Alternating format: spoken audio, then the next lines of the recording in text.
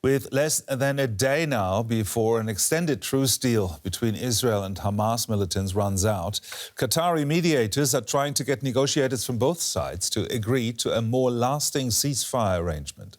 Meanwhile, a new group of 12 Israeli hostages was released by Hamas on Tuesday. Another night of Israel and Hamas's truce brought another series of homecomings. 2 Thai nationals and 10 Israelis made up the 5th group of hostages to be freed. Among them, a mother, her teenage daughter, and their family dog, Bella. Cradled by her owner every step of the journey back to Israel.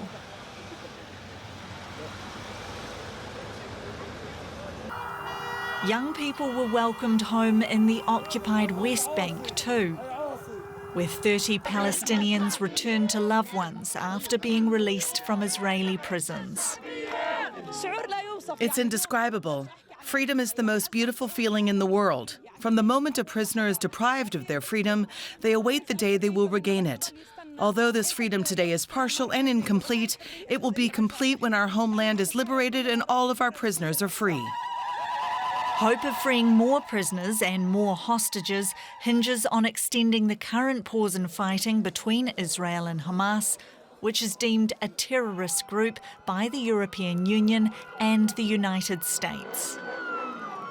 Around 160 hostages are still being held in Gaza, and thousands of Palestinians are detained in Israeli prisons. Only a truce could lead to the release of people held in captivity and avoid further regional escalation. This truce must turn into a permanent ceasefire.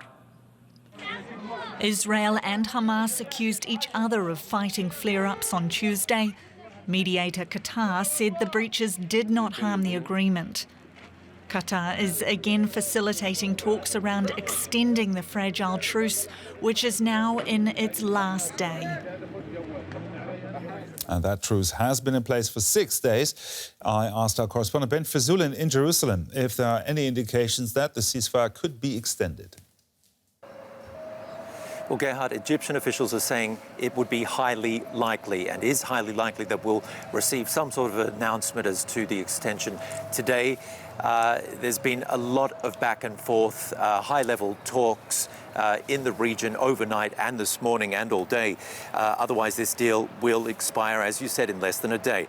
A former U.S. ambassador to Israel wrote, interestingly enough, that the pressure and incentives for both sides to keep trading these hostages for Palestinian prisoners is much stronger than the incentive to go back to war.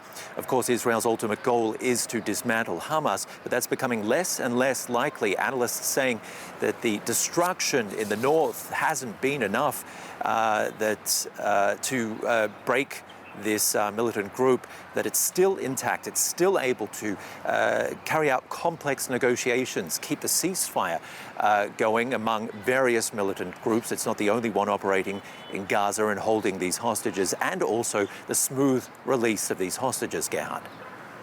Now, despite the truce, the Israeli army has now announced that a so-called anti-terror operation is underway in Jenin in the West Bank. What more can you tell us about that? Palestinian health officials have reported the deaths of an 8-year-old and 15-year-old from shots fired by Israeli troops. The Israeli military is investigating that. It had previously announced that it had launched this operation in Jenin in the northern West Bank, considered a stronghold of Palestinian militants. We'd seen videos overnight and this morning of bulldozers destroying electricity and infrastructure, of these 2 boys, according to these videos that were released, being shot, and also scuffles and intense fighting. It hasn't yet been confirmed, but we've also heard reports of hospitals being surrounded and cut off, ambulances being held back from delivering patients, and more deaths resulting. There've been raids throughout the West Bank almost every day of this war, with more than 200 Palestinians killed in confrontations with troops. DW's Ben Fazulin there reporting from Jerusalem. Thank you, Ben. Now, Israel has made clear that the current truce in Gaza is temporary and attention is turning to its military's next move. During a trip to the Gaza Strip on Sunday, Prime Minister Benjamin Netanyahu vowed to continue his mission until achieving victory. His visit to the Strip was the first by an Israeli premier since 2005. It followed statements by the Israel Defense Forces suggesting that the next part of their offensive could include a ground operation in southern Gaza. Israeli troops are currently concentrated in the north, where they have surrounded Gaza City. A push into the south could follow, cramming Gaza's displaced population into an even smaller space. The bombings have stopped, but the search for safety hasn't. These displaced Palestinians are taking advantage of the pause in fighting to walk south from central Gaza. But safety isn't guaranteed there either. A day before the truce took effect, a deadly airstrike hit Khan Yunis, sending residents fleeing in panic. It wasn't the first time Gaza South was hit, and Israel has alluded that it may expand its ground operation to this part of the territory. We are determined to continue advancing, and this will happen wherever Hamas is. And Hamas is also in southern Gaza. On November 16th, the Israeli military distributed leaflets to residents of Khan Yunis, warning them to move out of the line of fire. A woman shows them on a mobile phone. In the beginning, they dropped leaflets telling people in the north to leave and go to the safe places in the south. But the occupation can't be trusted. Today, they're telling the people in the south to evacuate and go to other places.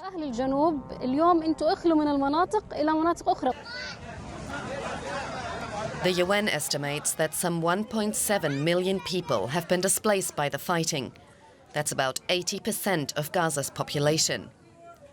The foreign minister of the Palestinian Authority says that when the truce ends, deaths could double. The concentration of the Palestinian population has doubled. All are concentrated in the south of the Gaza Strip. 2 million of them in half of the territory of the Gaza Strip. Any Israeli attack, instead of killing one child, will kill two.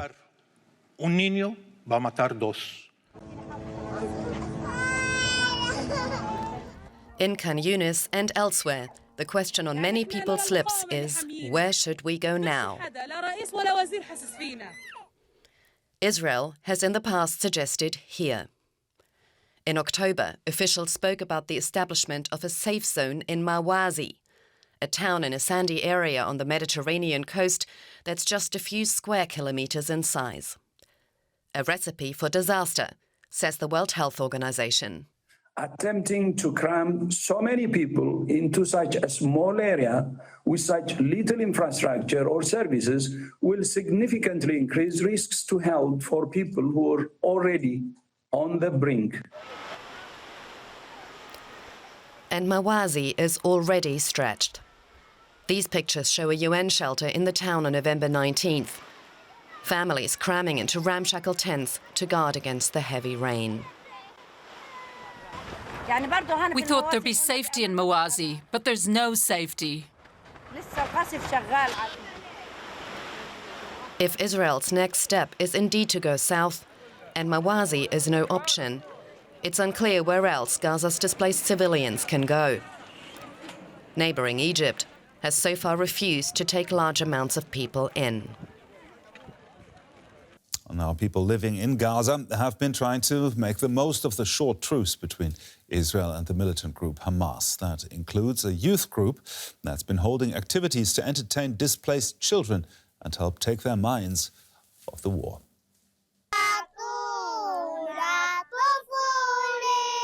Enjoying a sing-along and some respite from a war that's left these children displaced.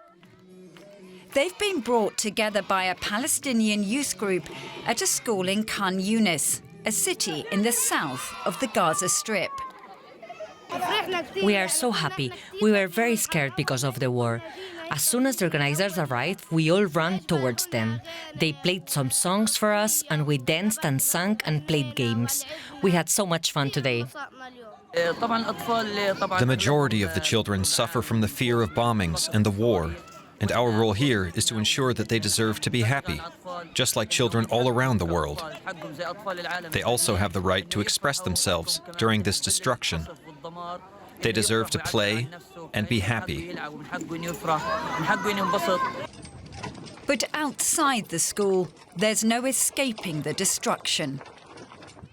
One of the only ways to travel now is by donkey and cart, as people use the truce between Israel and Hamas to see what's left of their lives. Unfortunately, our houses were destroyed, struck by airstrikes. The situation is unfortunate. Life is so hard. We hope to God that life will get back to what it was before the war. We hope there won't be more war. Aid organisations are also using the pause in fighting to deliver food, water and fuel into Gaza after weeks of shortages. Back at the school in Khan Yunis, and these children have been making the most of the peace.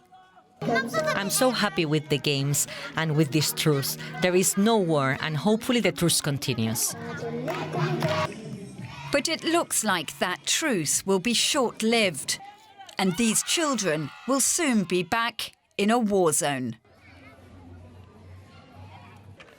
Let's talk about Israel's next steps with Lieutenant Colonel Peter Lerner, is a spokesperson for the Israeli military. Colonel, if no extension is agreed of the ceasefire, that is, will we see the war resume full force tomorrow morning, and will it move to the south? So what we need to take into consideration is we are operating currently on a day-to-day basis. Our primary goal currently is to bring home the hostages, to rescue the hostages, and that is why we are holding our fire. We are maintaining our defensive positions in northern Gaza Strip, indeed in preparing our offensive plans for the next stages. But we are currently holding our fire in order to bring home the hostages that were abducted by Hamas on the 7th of October. From our perspective, we have to be ready for the engagement of Hamas wherever they are hiding. Indeed, we have still not completed our efforts in northern Gaza Strip. But we've noticed and we have seen that Hamas over the last few days have also continued to operate in the south. So there is a huge challenge here. From our perspective, we are making the necessary preparations, but we are currently focused on bringing the hostages home. But you're saying that the south of Gaza is not off limits for you, but you've told the civilian population from the north to seek shelter there. How does that go together? What I'm saying is that we are currently focused on rescuing the hostages that were abducted on the 7th of October by Hamas and taken to all different types of locations in the Gaza Strip. And so we are currently focused on bringing them home and making sure that they get home. And in the meantime, taking the time in order to be prepared for operations, in order to defend our positions where they are. Yesterday, Hamas engaged and detonated 3 explosive devices against IDF forces in the north. And indeed, there is still a extensive Hamas presence operating in the northern Gaza Strip. We have still not completed our mission there. Okay. We will take the war to Hamas wherever they are hiding. In order to achieve our goal. Hamas needs to be dismantled. Hamas is holding Israelis hostage, is holding foreign nationals hostage, is also holding the people of Gaza hostage. Now, the US have warned that a different type of military campaign is needed for a densely populated area like the Gaza Strip. Could you not take that into account, or is pushing with full force into the south of Gaza an option? Indeed, we are very attentive to our allies and what they are telling us, especially the US, but also the UK and the Germans. And we are very attentive to those considerations. And of course, we will operate in a way that is in accordance to international humanitarian law, the laws of armed conflict, in order to distinguish between combatants and civilians, in order to distinguish between those that are perpetrating terror in order to distinguish between those that conducted the ruthless, merciless attack on the 7th of October and distinguish between them and the civilians.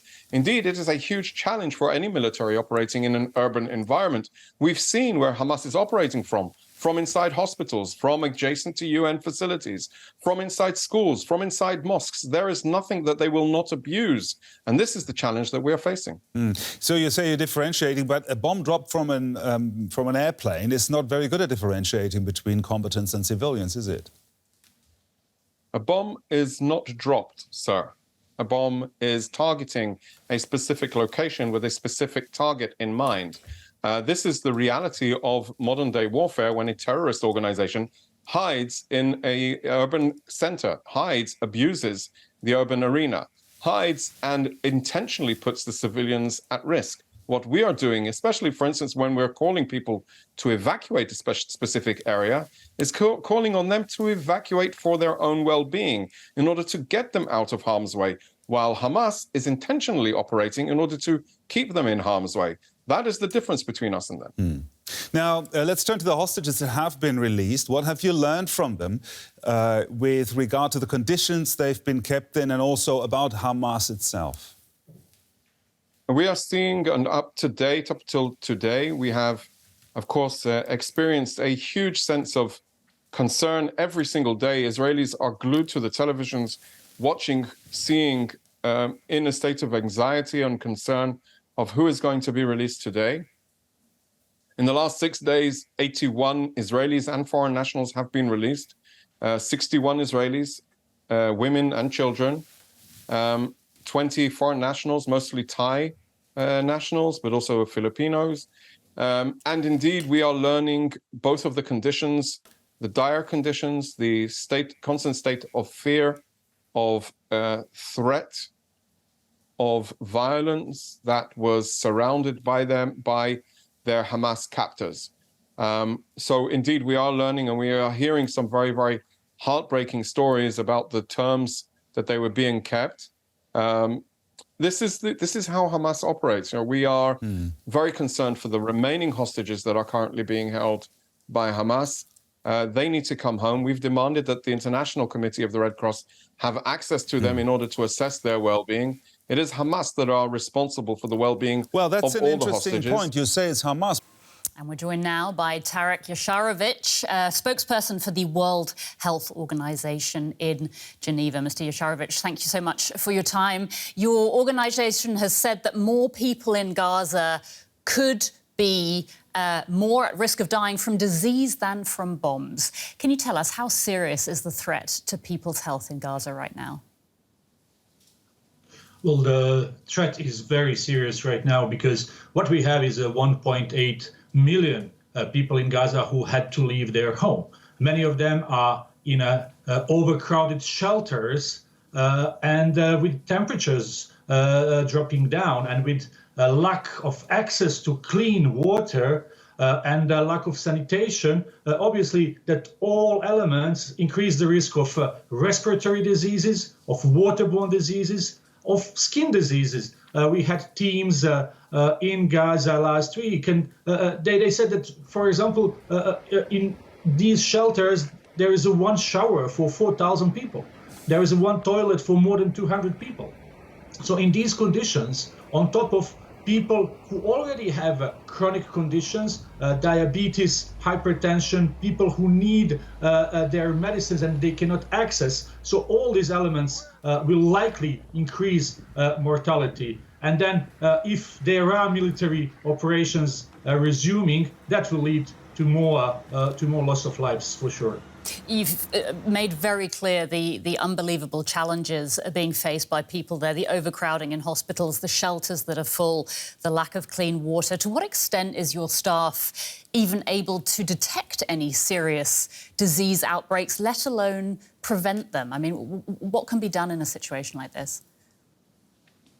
Well, the surveillance system, disease surveillance system, has been functioning in Gaza before the conflict. Now, obviously, with people on the move, with many health centers, 2/3 of health centers are not functioning anymore. 2/3 of hospitals are not functioning or just functioning in a limited way. Obviously, there is challenges to this disease surveillance.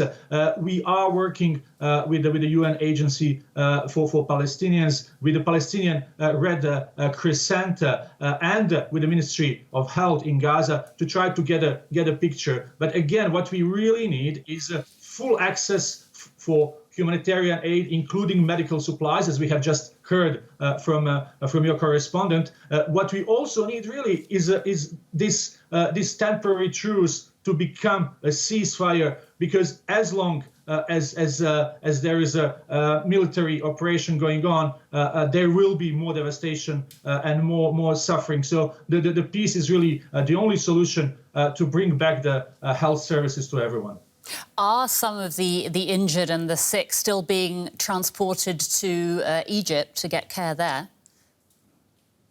Well, there have been a number of patients that have been transferred to Egypt. Our teams helped transfer patients from hospitals in North Gaza that were unable to continue to provide services to hospitals in south of Gaza, but those hospitals are already full. And again, with the number of injuries and with the number of people who need medical care, there are 50,000 pregnant women in Gaza, and they need access to health services. So all these people really rely on hospitals working. So it's not about getting out some people. It's really trying to make sure that hospitals that exist are repaired and are staffed and equipped to provide those services to everyone who needs.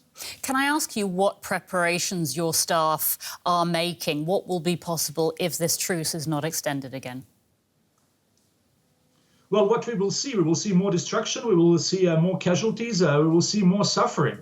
And really, humanly, it's difficult to accept that. What we can do as a humanitarians is really calling on everyone to stop this. And what we can do a little bit is that we bring medical supplies to Egypt, and then when we are allowed to get it in. But we may bring as much supplies as we want. If there is no peace, the lives will continue to be lost. Tarek Yasharovich with the World Health Organization in Geneva. Thank you so much for your time today. Thank you. Asha Ben-Arir is the Haruf Chair for the Study of Child Maltreatment and joins us now from Jerusalem. Welcome to DW. Really appreciate your time today.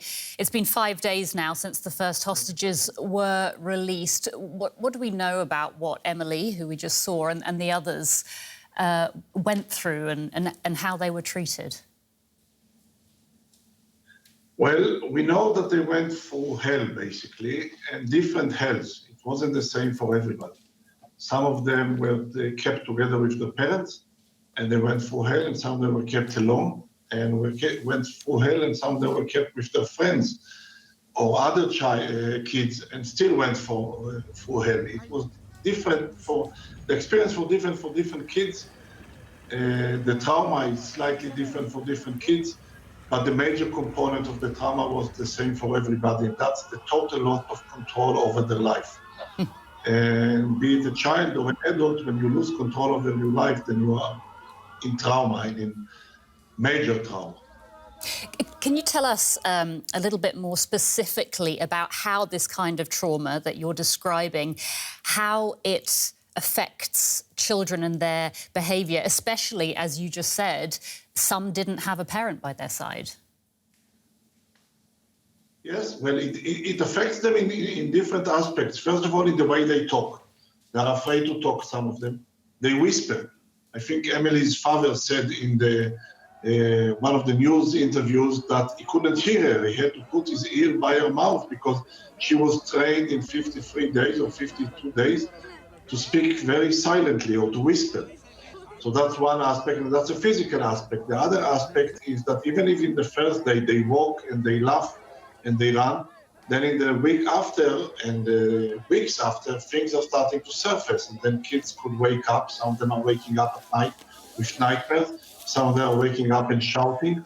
Some of them are doing other things that they stop doing, like whatever could. I don't want to go into private specific examples right now. The release of these hostages has understandably created a lot of media interest, but is enough being done at the moment to protect the children and ensure that they can recover in a protected and safe environment? Yes, I think that there is one thing that needs to be said, that the Israeli government, in the particular case of the kidnapped children and the kidnapped citizen, has done a very good job in preparing for their coming back home. We were approached by the Ministry of Social Services 2 or 3 days after the massacre of October 7th. And we've been working on developing a protocol on how to treat those children for at least 3 weeks. And the protocol was approved and ready 2 or 3 weeks before they came back. So we are prepared. Does it mean that all of them will flourish and won't develop a post-traumatic stress syndrome? No. Does it mean that all of them will develop a post-traumatic stress syndrome? Definitely not. Most of them, and hopefully all of them, will go through the trauma period, will flourish and survive, and even if they will have a scar or in the mental scar forever, they will have a very good life in the future. So just to ask you more specifically about these preparations that have been made, I mean, presumably, you know, the first thing is just love and hugs from their families. But what specifically, what kind of professional support are you talking about providing these children with now? Okay, I will tell you first of all that some of the things are not so evident. For example, we passed in the protocol, it's written that nobody will tell the kids what happened with the parents until they will meet a family member and a professional. Because the first people they meet are soldiers or other people, you know, who are doing administrative job of receiving them from the Egyptians and moving them to Israel and so on. And we made sure that nobody who is not qualified for won't be the barrier of bad news. Some of the kids came and they didn't know that their mother was murdered in October 7th. So that's one thing. Second thing is really to regain control over their life. So our protocol basically says the kids decide if they want to meet their aunt or if they want to meet their friend or if they want to meet their dog, they need to decide. It's very important that you would ask them. We also gave advice not to hug them before asking them if it's okay to hug them. It's not for the family members, but the professionals who are working with them. Mm-hmm. So it was very important to let them regain control over their life. That's the most important thing that we are doing right now. Mm-hmm. Each one of them has a devoted social worker that works only with him and the family, and he is also the coordinator of all the other professionals who are working. And each one of them is receiving a psychotherapist, a psychologist, or a clinical social worker who would work with him and his parents. And he was trained, all of them were trained specifically for working with those families. Asher Ben-Aria, head of the Harov Institute, thank you so much for your time and for those really fascinating insights. Thank you for your time. Another 2 Thai hostages held for weeks by Hamas militants in the Gaza Strip were released last night. They were met at a Tel Aviv hospital by Thailand's Foreign Minister Parnpree Bahiddha-Nukara, who flew to Israel earlier this week.